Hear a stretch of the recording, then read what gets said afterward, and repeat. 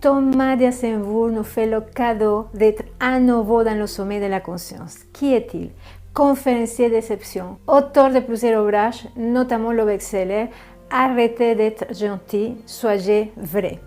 Cette fois-ci, Thomas va nous parler de comment passer du changement individuel au changement collectif. Vous allez vous régaler avec cette conférence. Je vous souhaite, comme c'était mon cas, de goûter à chacun de ces mots. Cette conférence a été faite avec l'énergie et la pétillance de Thomas d'Asenbourg.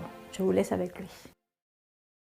Bonjour à chacune et chacun, je suis heureux de participer à ce 8e congrès du Sommet de la Conscience, heureux de pouvoir apporter ma petite contribution, si possible.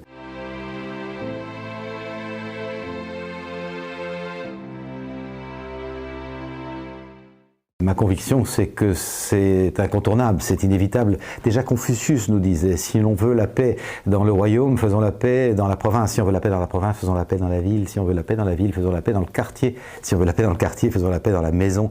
Si on veut la paix dans la maison, faisons la paix à l'intérieur de nous. Cette réflexion qui a plus de 2500 ans est plus que jamais d'actualité. Nous avons besoin d'apprendre à pacifier cet espace d'humanité que nous sommes nous.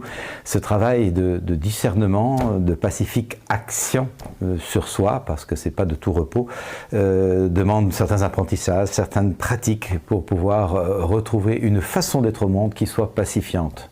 Parce qu'il se fait qu'un citoyen pacifié se révèle un citoyen pacifiant, c'est-à-dire qu'il est activement pacifiant par sa façon d'être, par son attitude, par la bienveillance qui se dégage de son système de pensée, de ses interactions, par sa capacité d'empathie bien sûr, son goût de rechercher ce qui va créer du nous, rassembler les personnes.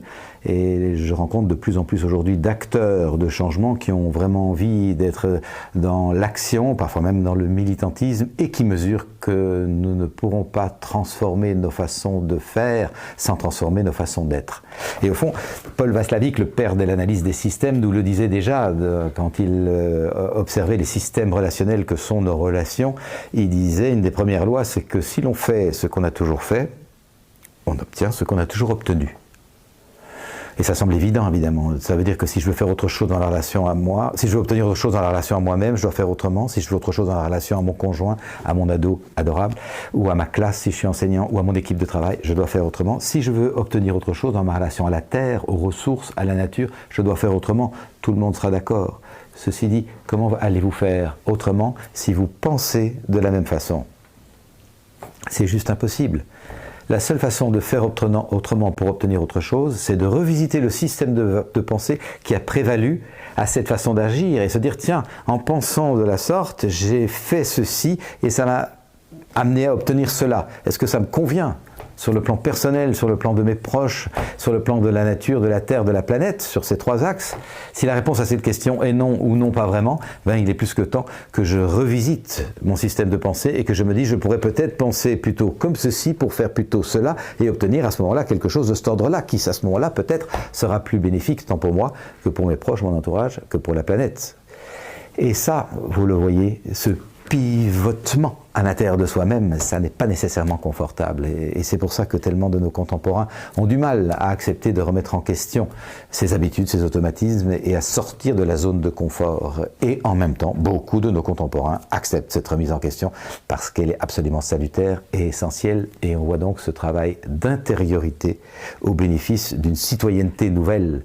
C'est à cela que, évidemment, je nous encourage. Alors, je vous propose d'observer quelques programmations qui peuvent nous amener à penser d'une certaine façon, à agir d'une certaine façon et à obtenir un certain résultat. La première de ces programmations sont des programmations collectives. C'est l'habitude de voir un peu la vie comme une tragédie. Et c'est ce que j'appelle dans mon travail la culture du malheur. Et on peut comprendre qu'on se soit assez bien laissé plomber par des siècles de guerre. Tous les 30 ans, l'Europe en tout cas était un champ de bataille, et c'est le cas dans pas mal d'autres parties du monde. À côté de ça, il y avait la mortalité infantile, le manque d'hygiène, etc., beaucoup de tragédies, et on peut comprendre donc que le disque dur individuel et collectif soit un petit peu encodé par ce petit vaccin anti-bonheur. On n'est pas là pour rigoler. On est là pour en baver. La vie est une dure lutte, etc. Si peu ou prou dans votre tête circule cette petite formule, bien sûr vous essayez d'être plus joyeux, plus heureux, comme chacun des êtres humains je pense, toutefois la seule personne qui vous en empêche vraiment au fond, c'est vous, par ce qu'on appelle des mécanismes d'auto-sabotage, qui nous font compromettre ce vers quoi cependant nous prétendons tendre de tout notre être.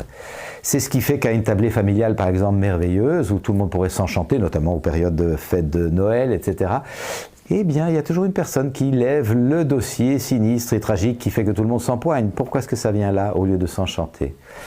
Pourquoi est-ce que quand on n'est pas d'accord, pourquoi est-ce qu'on argumente pour avoir raison, quitte à s'énerver et à partir en guéguerre, au lieu d'écouter tranquillement ?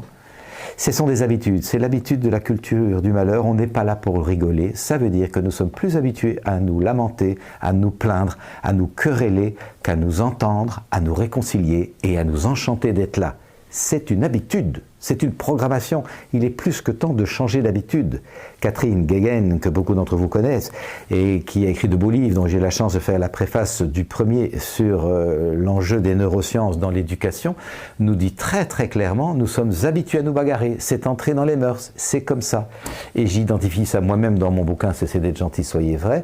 Nous savons consacrer du temps à nous mésentendre, nous chamailler tous les jours, c'est normal, nous bagarrer, mais se réconcilier tous les jours, prendre du temps pour s'enchanter d'être ensemble, se témoigner mutuellement de la gratitude, fêter la chance que l'on a d'être en santé et en vie, eh bien c'est beaucoup plus rare.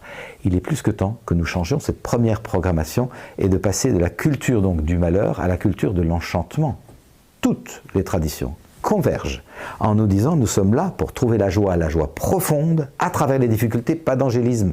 Si on n'est pas dans un monde de bisounours, à travers les difficultés, trouver quand même une joie qui demeure, une joie qui soit stable, qui permette un état de paix intérieure que l'on porte avec soi à travers les difficultés. Un état de paix intérieure stable, transportable et contagieux.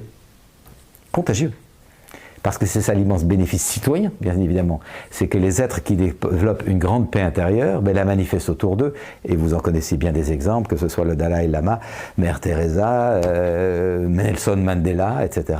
Il y a une paix qui est contaminante et rayonnante. Voilà la première programmation que nous avons besoin de démanteler. La deuxième résulte de la première, c'est l'habitude de voir les rapports humains comme des rapports de force, des rapports de pouvoir. Quand tout va bien, mais dès que ça ne va pas, dès qu'il y a une tension, une différence qui s'installe, très vite nous argumentons pour avoir raison. Ou nous fuyons dans notre grotte. Nous n'avons pas dépassé Cro-Magnon, gourdin de l'argumentation pour dire j'ai raison, et ajouter encore un coup pour dire tu as tort, ou fuite dans la grotte, bon ça va, j'achète la paix. Mais il n'y a pas rencontre. C'est surprenant de voir ça, et je vous invite de nouveau à vérifier ça. La prochaine fois que vous serez en désaccord, en différend avec votre conjoint chéri, votre amoureux, votre amoureuse, votre enfant, votre ado adorable, votre vieille maman, vérifiez lorsque ce différend apparaît, vous n'êtes pas d'accord, si ce qui circule en vous est une douce empathie bienveillante pour cet humain que vous chérissez et un grand goût d'accueillir sa différence. Hein? Vérifiez. Hein? Est-ce que ce qui circule en vous dès le premier moment de désaccord, c'est pas une petite agitation cardiaque, une petite palpitation, un souffle un peu plus court, et plutôt de l'adrénaline qui vous fait préparer le gourdin pour avoir raison et pour asséner à l'autre qu'il a tort? Ou alors vous préparez la fuite dans votre grotte pour arrêter et éviter le conflit. C'est surprenant de voir ça. C'est des habitudes, vous voyez. On peut déprogrammer. Il n'y a aucune raison de ne pas goûter une jubilation à se rencontrer dans nos différences et surtout au-delà de nos différences. Ce qui fait qu'on participe à la vie, à l'être commun, au vivant. Nous avons besoin d'apprendre de nouvelles approches pour démanteler ça. C'était la deuxième programmation qui peut nous plonger